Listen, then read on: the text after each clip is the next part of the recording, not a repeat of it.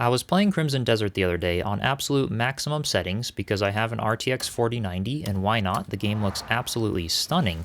But when I looked at my GPU temperature, I was a bit disappointed. I was constantly running between 83 and 85 degrees Celsius, thermal throttling the whole time, and while yes, my PC can technically handle it, it's just not good for my GPU for long periods of time, and I wanted to see if I could lower the temperatures. So the fix I'm going to share with you today literally lowered my temperature by over 25 degrees Celsius without losing any quality in the game. So stick around because this tip might really help you increase your performance and lower your GPU temperatures. Now before we get started, I wanted to do a direct before and after comparison of the temperatures in my current room environment the way it is right now. It's currently morning for me, it's much cooler in my room than it was last night when I was playing. So if we open up the task manager right now, you can see I'm running at around 75 to 77 degrees Celsius.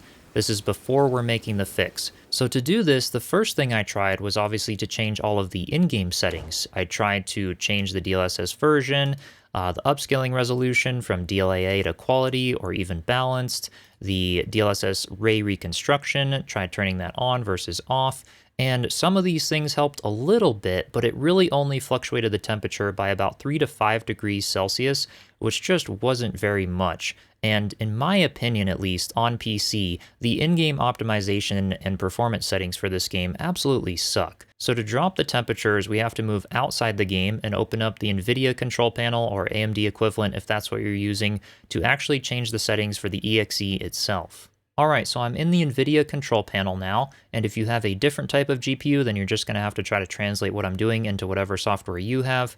So under 3D settings in the top left, you'll see Manage 3D Settings. Go ahead and click that. That will bring up this window here.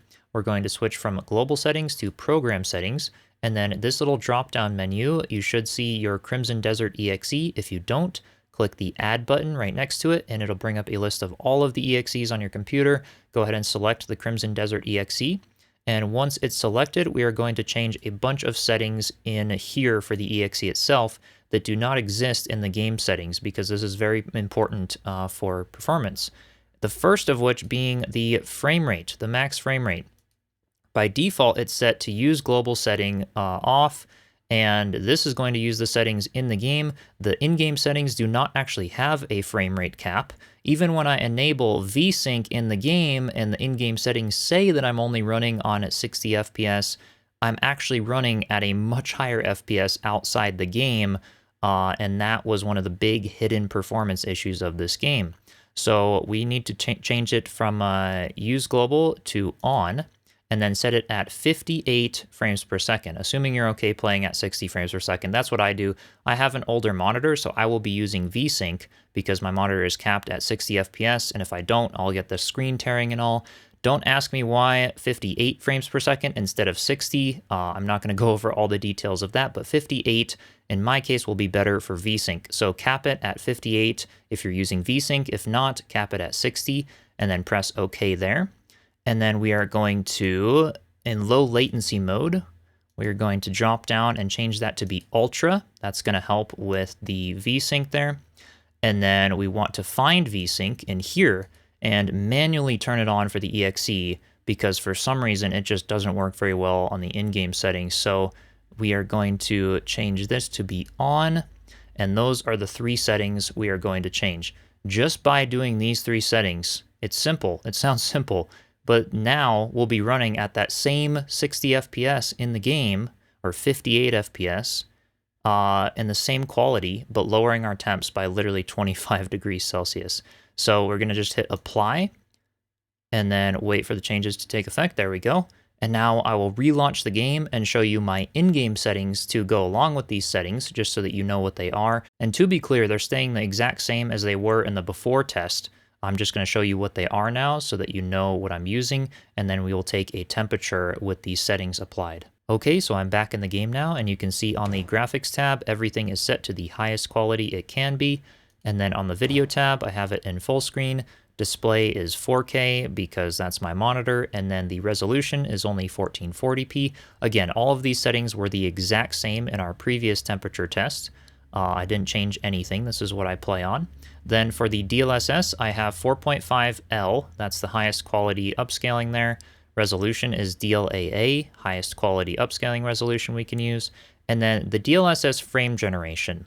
If your GPU allows it, have this on, because now that we set our physical frame cap of 60, having this on will basically tell the game run at 30 and then use AI to generate an extra frame for every original frame that's created. You can see number of frames generated as 2. So it's running at 30 with this on and using AI to generate more frames to make it look like it's 60. And to me, visually, at least with the 4090, I could not tell a single difference with this off and running at 60 versus with it on and running at 30 with an extra frame generated to basically be faking running at 60. I did not notice any visual difference, and it saved another few degrees of temperature on the GPU. So that's the reason for that. And then Nvidia DLSS ray reconstruction is on. That makes the lighting look gorgeous. Nvidia Reflex here does not allow you to turn it off when frame generation is on, so we just have to leave that as is. Same thing with HDR, does not allow you to turn it on. VSync does not allow you to turn it on when we have frame generation, so that's why, again, we manually forced it to be on in the Nvidia settings, and that's going to help us a ton. So with these settings here applied, we get buttery smooth graphics, and if you want to run it at the true 60 frames per second, absolutely go ahead and turn frame generation off. This just saves a few extra degrees, and I don't notice the visual difference.